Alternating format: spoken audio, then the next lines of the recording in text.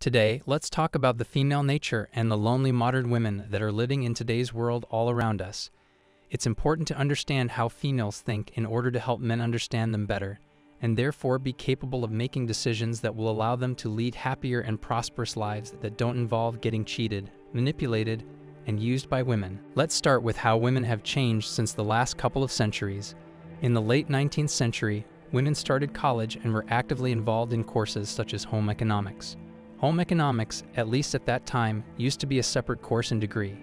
It taught women how to become proper, respectable housewives, how to manage a house, decorate it, furnish it, make it livable, and how to manage its finances and cash flows.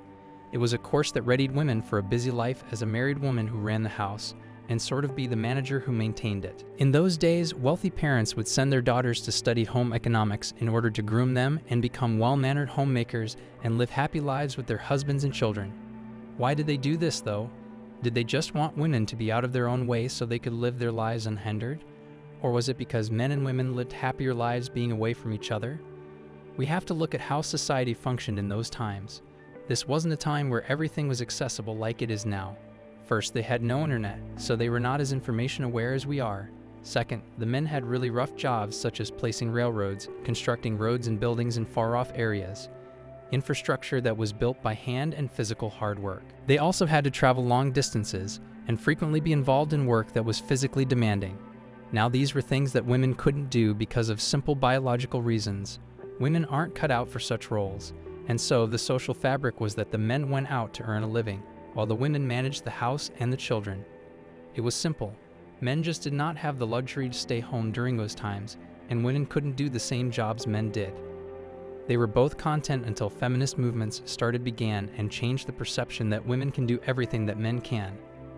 It changed the way society viewed women at home and made it to seem like they were oppressed at home and that they needed to just get out. Women rebelled and fought against the social system that circumstanced them as stay-at-home wives and mothers. They also rebelled against living in the suburbs, which sort of alienated them from the center of things happening in the downtown city areas. They wanted to be part of the decision-making process in order to create a system that also looked after their needs, which it previously didn't because it was just dominated by men. Back in the 50s, women wanted more living spaces. When they did get the bigger houses, they felt even more alienated and rebelled against that as well. Women started going to work and got involved in multiple industries including banking, media, the government, and fashion. They went to work because they were lonely and wanted to have the same social power as men did. When they joined all male-dominated industries, they felt more isolated because there weren't more women among them for support. They received unwanted attention from men at the workplace, which made them feel lonelier. However, as more women joined the workforce, women then had to interact with each other that eventually led to them creating peace again. From being socially alienated, lonely, and unhappy women at home, they got miserable at work and craved the peace and quiet of a nice, cozy home.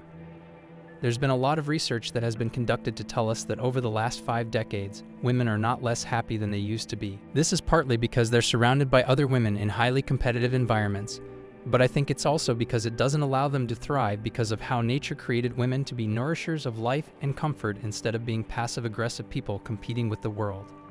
This has also led to a lot of women never being able to get married and live the lives they ideally want. It has also raised the divorce rates across the developed world because they are neither happy at home nor at the workplace. And now we live in a world that is just chaos when it comes to gender roles and how they are perceived. How did it come to this? In the 20th century, women did what they thought would make them happy and entered the workforce full-time. It backfired. This was a time when men decided that they didn't want big families and instead only settled for 2 to 3 children because families had started moving towards big cities and left farms due to the nature and close proximity to their workplaces. Social engineers at that time started thinking about how to involve women in society as they stayed at home and got more lonely and unhappy. They tried to convince women that it's naturally better for them to be at home and nurture their families. However, they didn't foresee the birth of the sexual revolution that was fueled by abortions, birth control pills, and divorces. Women could get pregnant anytime and avoid having babies when they wanted. This left them to believe they don't belong at homes, and instead they were better off at the workplace, where they could find potential partners. It freed them from their houses in suburbs where they felt trapped because previously, They didn't have any options if they got pregnant. Before the pill or the no-fault divorce where the spouse doesn't need to prove anything to want one in the first place, women feared being left by men, especially if they were not married to them. Therefore, the commitment of marriage was so much more important for women in those days than it is now. It held the male and female in a partnership where men promised they wouldn't leave a woman and took care of them as they brought up their children. However, as things changed and women got more freedom from the birth control pill, this social dynamic sort of stopped existing. Biologically speaking, a woman's role does involve getting pregnant and raising children. It doesn't come as a surprise to me that women today are unhappy because they choose to live lives that go against their biological nature and purpose. Women have a resentment towards patriarchy because they don't have a social system that allows them to be happy in line with their own nature and biology. From the birth of mankind, men have been hunters and gatherers. They hunt, battle, fight wars, and bring spoils such as food and resources. Women, on the other hand, are homemakers. They give birth and raise children. Even today, men go by the same social code. They're hunters and gatherers. They go to work, fight their business and corporate battles, and bring home the money. The women, on the other hand, are not happy with their position, so they have changed that to live in parallels with men. It goes against their own universal nature as nourishers of life and humanity.